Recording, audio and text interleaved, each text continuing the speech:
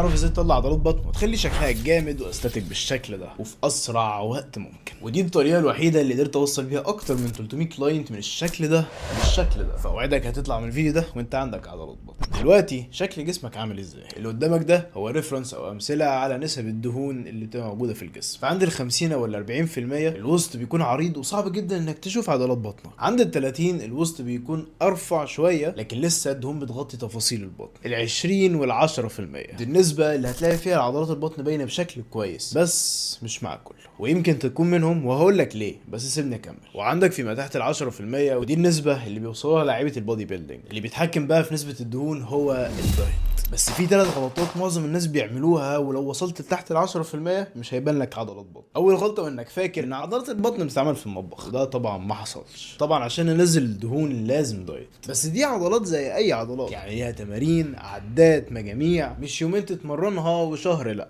ومش اي تمرين. ودي الغلطه التانية، اختيارك غلط للتمارين، لانك لو ما طلعتش عضلات بطن فانت مش بتتمرن التمرينين دول، او ممكن بتتمرنهم بس بتتمرنهم غلط.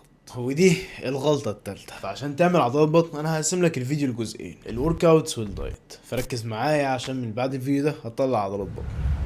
اول حاجه ازاي تمرن بطنك وبتمرينين 2 بس. معظم الكباتن اللي على النت بيديك تمرين 40 دقيقه، حركات سريعه بطيئه، تحس ان في حشو كتير ومفيش اي فايده للبطن. اوكي انا متفق معاك ان ده كارديو، لكن مش تمارين بطن، مش ده اللي هيطلع لك عضلات البطن اللي انت عايزها. انت مش محتاج غير تمرينين 2 بس تتابع فيهم اوزانك وعداتك. اول تمرين عندنا وهو الكيبل كرانشز. تمرين زي ده لو لعبته التكنيك صح يمكن ما تحتاجش غيره اصلا. هتجيب الروب وتنزل على ركبك وثبت الروب بالشكل ده على رقبتك، ما تركزش غير مع بطنك ونفسك. عشان تتمرن التمرين ده انت محتاج انك تثبت الكور بتاعك او حوضك وظهرك هو اللي بيتحرك، كانك بتقفل بصدرك على بطنك، وانت بتنزل عايزك تطلع كل النفس اللي في بطنك، وانت بتطلع خد نفسك براحتك. او ممكن تلعبها بالشكل ده على لات بود داون، شوف الاريح ليك وتمرن. وتاني تمرين الهانجنج ليج ريزز. لو انت بتعملها بالشكل ده فعشان كده انت ما بيطلعلكش عضلات بطن. اهم حاجه وانت بتعملها انك تعمل عكس اللي كنا بنعمله في الكيبل كرانشز. بدل ما تقفل صدرك على بطنك هتعمل العكس، هتطلع بحوضك كانك رايح تلزقه في صدرك، وبالشكل ده تكون عملت التمرينه دي صح. وبالشكل ده انت معاك تمرينه بطن كامله، ممكن تتمرنها مرتين في الاسبوع، وكل تمرينه 3 مجاميع في 12 عده او لحد ما تجيب اخرك. حاول تزود فيها وزن كل اسبوع، حاول تزود عده كل اسبوع، المهم ان يبقى فيه تطور او بروجريسيف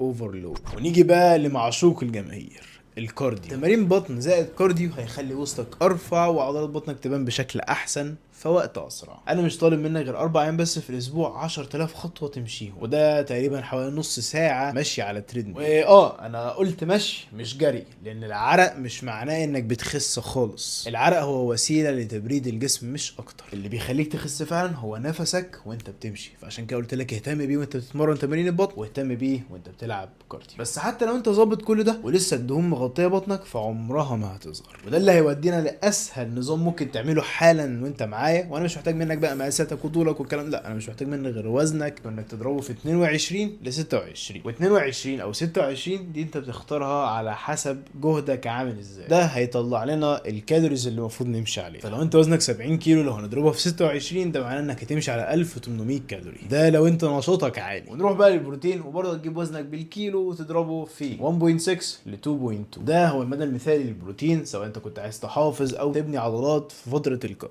وعلى نفس المثال في البروتين لو انت وزنك 70 فهنضربه مثلا في 2.2 او 1.6 هيطلع معانا من 112 جرام ل 150 جرام. ده النسبه اللي انت المفروض تمشي عليها في البروتين. طيب لو لقيت ان البروتين عالي ومكلف فساعتها اسهل واوفر حل ليك هو واي بروتين. وانا شخصيا بستخدم شركه ايفولف، عاملين لنا كود خصم ليستر 10، وصدقني ده احسن طعم بروتين انا جربته في حياتي. ونروح للدهون او الفاتس، ناخد قد ايه من الدهون او الفاتس؟ هيجي واحد يسالني طب احنا ازاي ناخد دهون او فاتس واحنا عايزين اصلا نحرقهم؟ اقول لك مش معنى ان انت بتكت او بتنشف انك تقطع الدهون تماما. الدهون حاجه اساسيه لازم تاخدها، وانا بتكلم عن الدهون الصحيه مش الدهون اللي هتلاقيها في الزيوت. الدهون الصحيه دي بتلاقيها في زبده الفول السوداني او في المكسرات. ممكن تاخد 1 جرام من كل كيلو من وزن جسمك فتبقى 70 جرام من الدهون. نيجي بقى للكاربس اللي بتبقى زي الرز، البطاطس، هنا اللي هتلاقي فيها موضوع شويه. كل جرام بروتين بيساوي 4 كالوري، فلو 140 جرام بروتين ده معناه 560 كالوري. وبالنسبه للفاتس لكل جرام فات 9 كالوري. فلو احنا هنمشي على مثلا 60 جرام فده معناه ان احنا هناخد 540 كالوري. فعلشان نحسب الكارب بنجمع الكالوريز بتاعت البروتين على الكالوريز بتاعت الفاتس ونماينصهم من الكالوريز الاساسيه اللي احنا المفروض نمشي عليها. فبالتالي الكالوريز بتاعت الكارب المفروض نمشي عليها حوالي 600 كالوري. لو قسمناهم على 4 هيطلع لنا كام جرام